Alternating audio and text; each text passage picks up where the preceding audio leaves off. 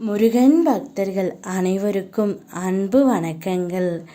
என் அன்பு குழந்தையே, உனக்கென ஒரு நல்ல செய்தியை உன்னிடம் கூறவே உன் வீடு தேடி வந்து கால் கடுக்க உன் அப்பா நான் காத்து கொண்டு இருக்கின்றேன்.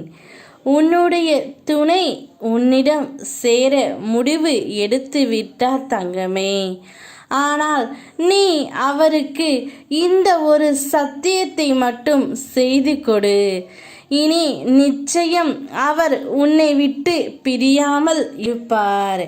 என்னப்பா சொல்கிறீர்கள்? நான் என்ன சத்தியம் செய்து கொடுக்க வேண்டும் என்று தானே கேட்கின்றாய்?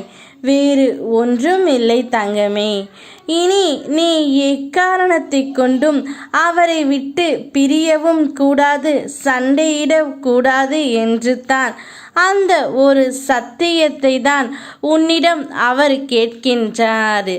என்ன சண்டை வந்தாலும் இனி என்னை விட்டு நீ போகக்கூடாது என்ற ஒரு வார்த்தையை அவரிடம் சொல்லிவிடு தங்கமே. நிச்சயம் அவருடைய அன்பும் உன்னுடைய அன்பும் உண்மையாக இருக்கும் பட்சத்தில் உங்கள் இருவரையும் யாராலும் பிரிக்கவே முடியாது.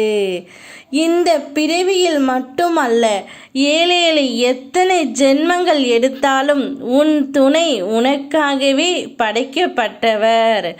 உன் துணை உன்னிடம் வந்து சேரவும் போகின்றார். நோக்கம் என்னவென்பதை முதலில் தீர்மானி. அதுவே இலக்கு என்பதை உறுதி செய்து கொள். எதற்கும் பயப்படாதே, தயங்காதே. இலக்கை நோக்கி அடியெடுத்து வை. தொடர்ந்து முன்னேறு. சோதனைகள் அனைத்தும் விலகிவிடும். பாதைகள் தெளிவாகும். நோக்கத்தை நீ அடைந்தே தீருவாய். உனக்காக உன் அப்பா நான் துணை நின்று தான் இருப்பேன். பார்க்கும் அனைத்தையும் மனதிற்கு கொண்டு செல்லவும் கூடாது. மனதில் நினைப்பது அனைத்தையும் பேசிவிடவும் கூடாது. இரண்டுமே உனக்கு பிரச்சனையைத்தான் தரும்.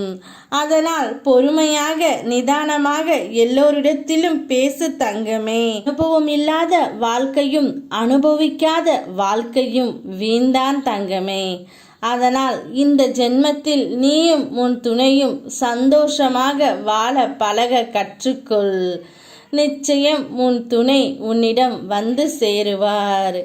உறவுகளுக்குள் விட்டு கொடுத்தலும் அனுசரித்தலும் அவசியம் என்பதை நீ புரிந்து கொண்டால் போதும்.